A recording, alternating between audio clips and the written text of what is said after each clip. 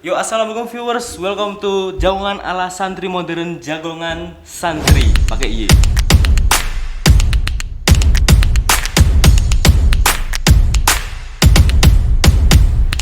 Jadi di Jagongan santri ini kita sebenarnya mengadakan podcast di mana kita nanti mewawancarai atau berbincang dengan santri-santri An-Nur 2 Al-Murtado atau mungkin alumni.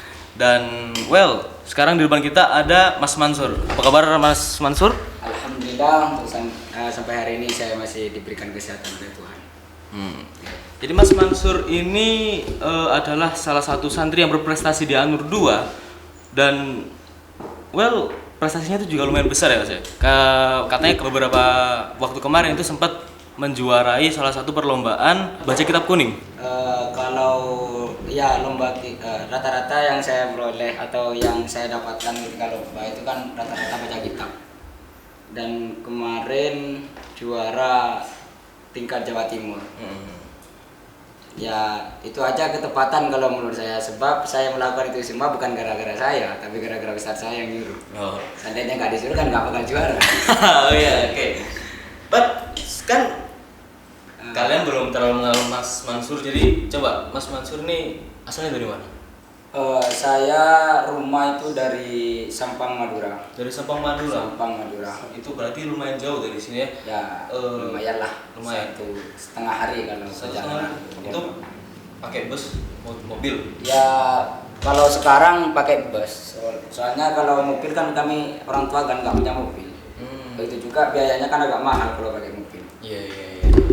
Nah, berarti Mas Mansur nih kalau udah sampai selama ini sekitar 7 tahun mondok di sini ya? Sekitar 7 tahun, 8 tahun berjalan. 8 tahun berjalan, mulai dari SMP. Mulai dari SMP. Coba sih Mas Mansur nih ceritakan bagaimana awal Mas Mansur bisa masuk ke ranah kitab kuning.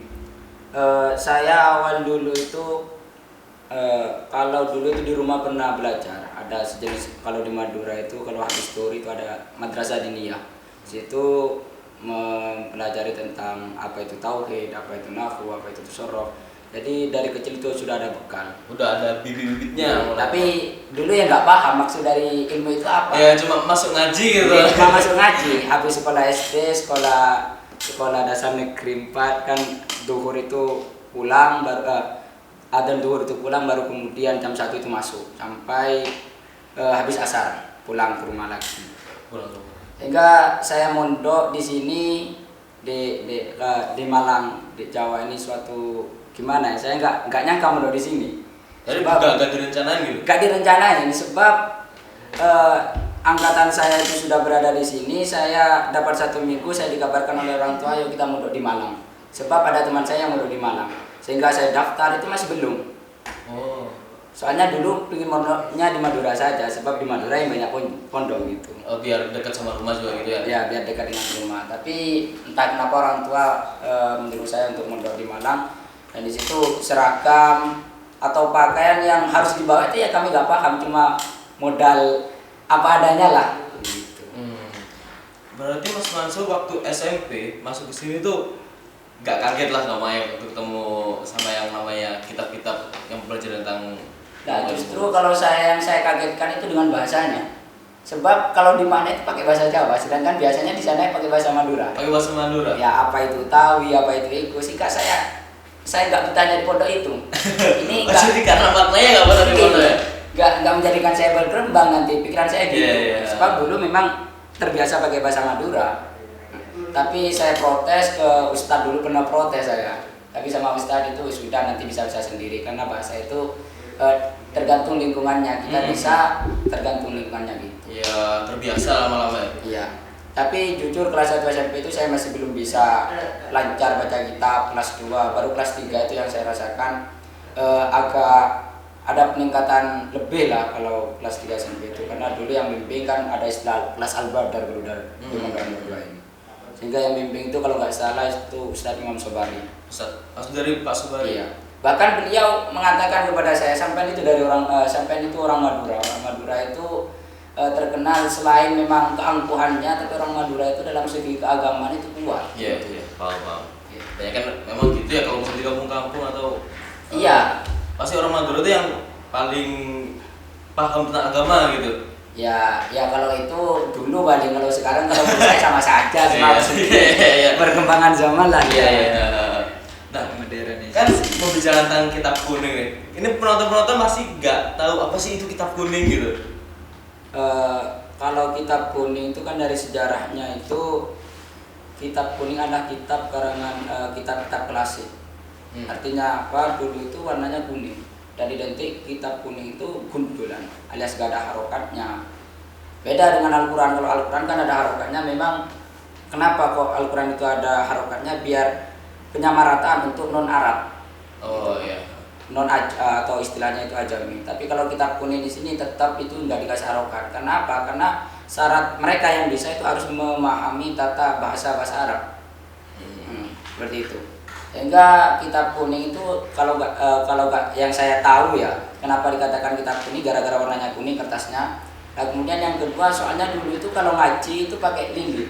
Pakai lilin. Penerangannya pakai lilin. Pakai lilin atau pakai sejenis api apa itu, kalau bahasa Jawa atau bahasa Indonesianya saya nggak tahu. Sehingga di pantulan kepada kitab itu kan warnanya kuning. Oh iya. Sehingga disitulah ada istilah namanya kitab kuning. Dan kitab-kitab sekarang kan sudah banyak yang kitab putih, HVS. Akan tapi juga ada yang kitab-kitab kuning untuk menjaga tradisi zaman ini. Berarti kitab yang warnanya putih pun ada sekarang? Ada sekarang. Tapi katanya kan itu lebih mahal gitu ya? Ya lebih mahal, soalnya kan beda lah. Saya nggak paham soalnya saya bukan bagian mungkin bisa mendatangkan dari pihak percetakan kalau gitu.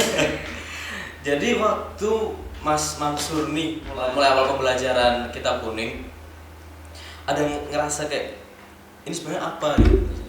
Ya itu pasti, kalau itu semua orang itu pasti akan mengalami ini apa maksudnya, ini untuk apa gitu. Jadi awalnya emang benar-benar nggak paham gitu? Benar-benar nggak paham. Makanya motivasi saya dulu itu kenapa saya giat dalam baca kitab kuning itu, itu kan dari guru saya.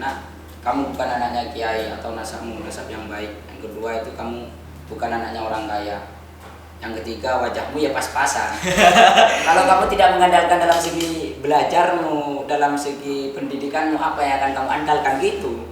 Berarti itu benar-benar motivasi yang sangat dalam dari guru gitu ya? Iya, sampai saya tulis tiap kitab itu saya tulis kata-kata semuanya tulis persis? Iya, persis. Sampai sekarang? Ya dulu mungkin pakai bahasa Jawa, tapi saya terjemahkan dengan pakai bahasa Indonesia biar semua orang bisa baca. Artinya kalau bahasa Jawa kan berarti orang-orang Jawa yang nanti yang bisa baca. Tapi kalau nanti ternyata anak saya orang Madura, misalnya saya nikah dengan orang Madura kan udah sejauh itu udah sampai nikah ya. Madura itu kan cepat. Oke. 7 tahun berjalan, 8 tahun berjalan. 8 tahun berjalan. Mulai SMP, SMA, kuliah. Sekarang kuliah Mahatali. Alhamdulillah di Pondok Pesantren An-Nur 2 di sini telah dibuka setara S1, yakni Mahatali An-Nur 2 ya. Jadi kalau kalian pengen kuliah, kalian bisa masuk An-Nur 2, bisa masuk Mahatali biar ngejar S1-nya. Ada di An-Nur 2. Itu jurusan kalau saya itu, kalau kan cuma satu jurusan fikih wa usuluh. Khusus fikih wa usuluh. Itu memperdalam ilmu fikih dan usulul fikih. Memperdalam itu fikih. Iya. Soalnya yang saya pahami, yang memang kiat anak-anak dan teman-teman itu memang di fikihnya. Ketimbang nahwu itu semuanya lebih mementingkan fikih kalau menurut saya. Iya. Nah, sejauh 8 tahun berjalan. Iya, 8 tahun berjalan sampai banyak prestasi yang Mas Mansur dapatkan.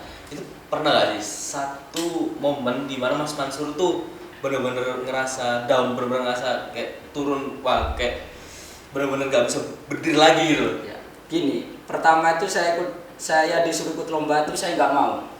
Sebab apa? Ya saya nolak, meskipun ustaz saya yang menyuruh. Sebab apa? Sebab yang saya pikirkan itu kalau ikut lomba itu kan membawa nama pondok, apalagi lomba keluar. Ya sensitif lah ya. Sensitif. Ketika saya di sini misalnya kalah atau nanti bahkan nilainya paling jelek sendiri itu, berarti kan nama pondoknya juga jelek.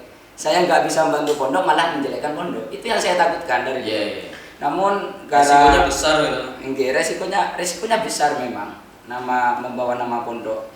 Hingga entah kenapa ustaz saya tetap menyuruh saya, sehingga pada akhirnya saya iakan. Saya ikut mulai dari tingkat kabupaten, alhamdulillah lolos tingkat ke Jawa Timur. Disitulah di tingkat Jawa Timur itulah saya benar-benar ngedon. Sebab apa? Sebab dulu ketika saya awal itu tingkat Jawa Timur, setelah dari Malang ke Jawa Timur Makiliwanang, itu saya nggak bisa baca. Bukan nggak bisa baca, bisa bacanya tapi nggak paham maksudnya. Sebab dulu itu waktu itu saya masih kelas 2 SMA awal. Kelas 2 sama awal. Itu kalau nggak salah di Pondok Pesantren Lirboyo itu saya mendapatkan bagian dari muamalah, dan di situ di pondok itu saya masih belum mempelajari, sehingga saya masih belum paham secara keseluruhan, bisa membaca dan bisa memuroti, akan tetapi pertanyaan dari juri ini betul-betul sulit Bener. sehingga dari situlah saya berkeringat dan saya tidak bisa melanjutkan hingga ditanya berapa kali dan akhirnya saya jawab pas. Dari situlah saya benar-benar gimana gitu, gak baca kitab-kitaban, gak lomba-lombaan gitu.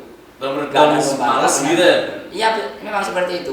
Apalagi kalau nanti kembali ke kamar atau kembali ke pondok pesantren ditanya gimana hasil lombanya, apa yang akan dijawab, yang saya jawab nanti gitu. Udah kayak malu gitu kan. Nah, ya gitu, sehingga saya itu ikut lomba di sini saya mengaca terhadap teman saya. Ada teman saya itu namanya Ibrahim Nur Hafizal, alumni saya, alumni pondok pesantren angkatan saya. Saya belajar dari dia sebab anak tersebut itu gimana ya, dia pintar di berbagai lomba, baca kitab, di Olimpiade Nahwu Shorof, kemudian dalam bahasa Arab dia unggul. Pasti ada yang menang. Sehingga saya belajar bagaimana cara belajarnya anak tersebut, saya tiru. Kalau anak tersebut belajar 2 jam misalnya, saya harus lebih dari 2 jam gitu. Sehingga dulu itu sering, kalau lomba itu sering dengan Ibrahim saya. Jadi dibarengin gitu sama Ibrahim. Ya, Ibrahimnya itu ikut lomba juga atau ikut juga. Jadi bareng gitu. Sehingga dulu itu kalau lomba baca kitab tuh saya juara 1, anaknya juara 2. Saya juara 1, anaknya juara 2 gitu. Tapi kalau dalam segi misalnya Olimpiade Nahwu Shorof saya kalah, telat. Jadi Ibrahim itu lebih Nahwu Shorof gitu. Apalagi kalau nanti bahasa Arab, kalau bahasa Arab di sini bidang perlombanya beda. Kalau Ibrahim itu dalam bidang Olimpiade bahasa Arab itu dia juara dulu. Tapi saya waktu cerdas cermat itu kalah di semifinal. Iya. Jadi salah satu motivasi untuk berdiri kembali dari teman gitu. Dari teman itu nggak masalah. Soalnya kalau kembali itu malunya kayak nggak punya muka kalau ke pondok pesantren itu, apalagi ke ustadz ketemu gitu. Padahal sebenarnya orang-orang juga ya udah gitu, semangat gitu. Iya, pasti dapat support ya. Pasti ada support kalau itu. Saya anggap semua omongan dari ustadz saya atau omongan dari teman saya itu sebagai cambuk bagi saya untuk tetap selalu maju, lebih tegar buat berdiri. lebih tegar. Waktu pertama kali Mas Mansur ini juara, itu perlombaan apa? Saya kalau di pondok pesantren itu ya baca kitab itu. Pertama itu saya dulu ikut, kan nolak, saya disuruh baca kitab itu, lomba baca kitab saya nolak. Tapi saya disuruh ikut bahasa Arab, cerdas cermat. Namun nasib berkata lain, di akhir-akhir soal nilai kami unggul, tapi di nilai penentuan itulah kami gagal. Kalah cepat. Sehingga berhenti di semifinal, tidak lanjut ke final. Tapi seenggaknya udah ya semifinal udah bagus gitu ya. Ya kalau menurut saya ya gitu, soalnya itu dulu pertama program bahasa Arab, kita membuat bahasa Arab, kemudian kita ikut lomba, dan kemudian masuk semifinal, lumayan lah gitu kan. Sehingga untuk tahun depan ada motivasi. Nah kemudian dari situ kan saya juga pernah ikut lomba yang tadi ke Lirboyo itu gagal, kalah. Sehingga ada ucapan gini dari salah satu ustaz, kalau saya ikutkan lomba lagi dan kamu kalah, kamu tidak akan saya ikutkan lagi gitu.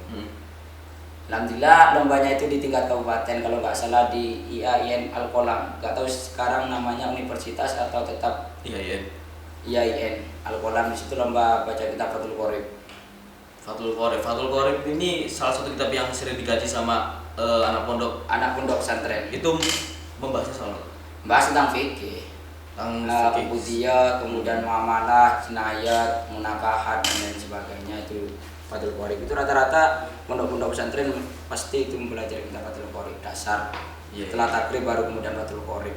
Dan alhamdulillah detik-detik saya sudah kalau nanti saya kalah ya udah nggak ada udah pasrah. Alhamdulillah malah gitu. Pas sudah pasrah malah menang gitu. Musuhnya itu justru dulu dari Anur juga. Teman saya yang diikutkan itu 4. Jadi bentar. Jadi iya, dari Anur musuh Anur. iya, kami itu mengeluarkan 4 orang, 4 peserta dari pondok pesantren Anur. Persaingan semua itu. Persaingan. Bahkan itu saya dengan Ibrahim sendiri itu dia nomor 4, saya nomor 5-nya. Juga kejadian lucu itu dulu. Ibrahim maju belum selesai, belum dipanggil alias Ibrahim maju kan, kemudian assalamualaikum selesai, belum dipanggil, saya maju duluan. Loh ngapain mas? Begitu kan? Oh iya pak, lupa pak. Sehingga saya kembali di selanjutnya nomor 5. Alhamdulillah disitulah saya awal meraih juara lomba baca kitab kuning tingkat Malang Raya waktu itu. Tingkat Malang Raya itu pertama kali menang tingkat Malang Raya. Dan gimana sih reaksi orang tua atau orang-orang dan orang-orang sekitar waktu waktu Mas Mansur ini menang? Jadi kalau orang tua itu kan orang tua saya kan sepuh, jadi nggak paham masalah media sosial. Dari bahkan pondok pesantren Anur 2 memiliki channel YouTube, kemudian Instagram, Facebook, itu orang tua nggak tahu. Soalnya HP-nya orang tua saya sendiri, ayah pokok bisa dibuat telepon. Itu karena orang tua saya itu kan sepuh, kan saya anak terakhir dari 5 bersaudara. Mas Mansur ini benar-benar lepas loh ya dari orang tua, benar-benar belajar itu lebih mandiri lagi gitu. Ya lepas ya enggak sih.